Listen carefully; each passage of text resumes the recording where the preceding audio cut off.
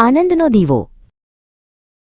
દિશાને જૂની વસ્તુઓ શોધવી ખૂબ ગમતી હતી. એક રવિવારે તેણે તેના દાદાના જૂના પુસ્તકોના કબાટમાં એક ધૂળવાળું પુસ્તક જોયું. પુસ્તક ખોલતા જ અંદરથી એક જૂનો પીળો નકશો નીચે પડ્યો. નકશા પર વિચિત્ર પ્રતીકો અને એક રહસ્યમય સ્થળ દર્શાવેલું હતું. દિશાએ નકશો ધ્યાનથી જોયો. તેના પર લખ્યું હતું આનંદનો દીવો. દંતકથા અનુસાર આ દીવો ગામમાં ખુશીઓ પાછી લાવી શકે છે.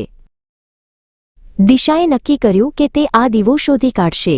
બીજા દિવસે સવારે તેણે પોતાની નાની બેગ તૈયાર કરી અને સાહસ માટે નીકળી પડી. નકશા તેને ગામની બહારના ગાઢ જંગલ તરફ દોરી ગયો. જંગલ ઘણું શાંત અને રહસ્યમય હતું. જંગલમાં થોડે દૂર ચાલ્યા પછી દિશાને એક છોકરો મળ્યો જે લાકડા વીણી રહ્યો હતો.